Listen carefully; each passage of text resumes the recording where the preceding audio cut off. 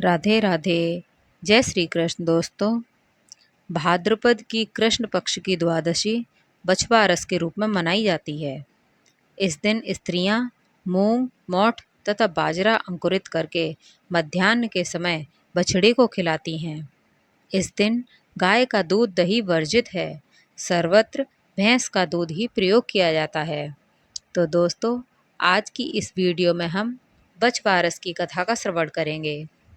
किसी गांव में एक सेठ और सेठानी रहते थे। सेठ जी के पास बहुत धन दौलत थी। सेठ जी बहुत धार्मिक प्रवृत्ति के थे। उनके एक बेटा और बहू थे। उनकी बहू भी बहुत धार्मिक प्रवृत्ति की थी।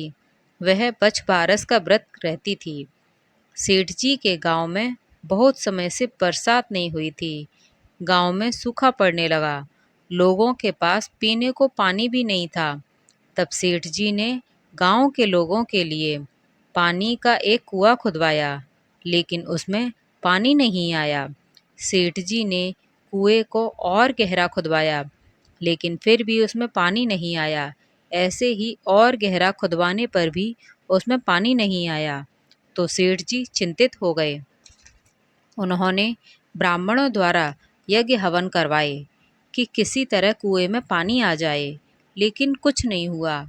तब सेठ जी ने पंडितों पुरोहितों से पूछा, तो पंडितों ने कहा, सेठ जी, यदि आप अपने पोते की बलि दे दें तो इस कुएं में पानी आ सकता है।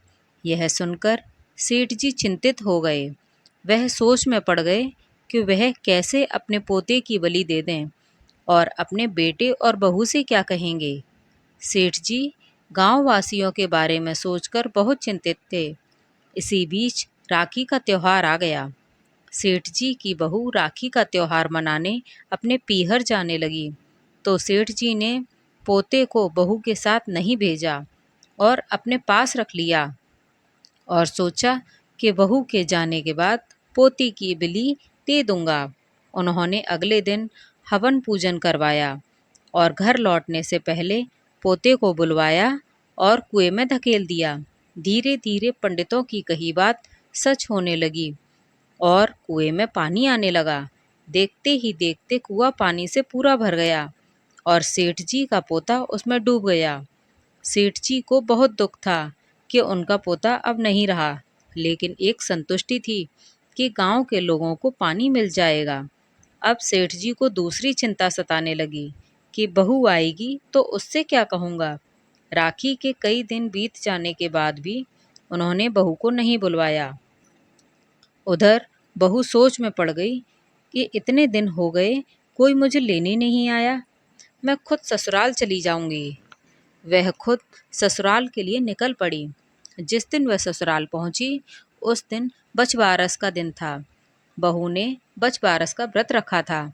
अब जैसे ही वह गांव में पहुंची, भरे हुए कुएं को देखकर बहुत खुश हुई। वह कुएं के पास एक पेड़ के नीचे बैठ गई। थोड़ी देर बाद वहां एक गाय अपने बछड़े के साथ आ गई।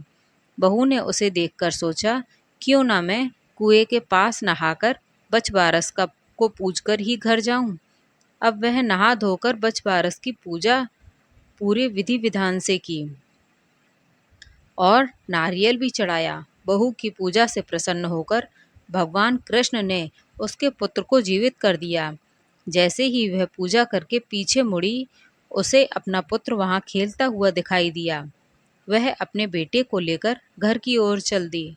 सेठ जी को जैसे ही यह समाचार मिला कि बहू वापस आ रही है, सेठ जी चिंतित हो गए और कुएं की ओर चल दिए। सेठ ने रास्ते में बहू के आगे आगे अपने पोते को आते देखा। पोते को जीवित देखकर सेठ जी बहू के पैर छूने लगे। बहू यह देखकर बोली, पिताजी, आप यह उल्टी गंगा क्यों बहा रहे हो? मैं आपकी बहू हूँ, मैं आपके पैर छूऊंगी। सेठ जी की आंखों में आंसू आ गए। सेठ जी ने अपनी बहू को पोते की बलि वाली सारी बात बता दी।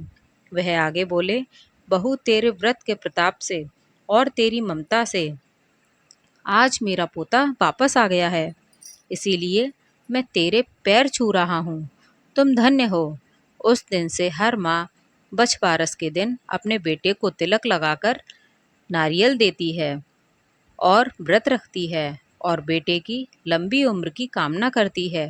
हे भगवान, इस कहानी को कहते सुनते हुंकार भरते सब पर अपनी कृपा बनाए रखना।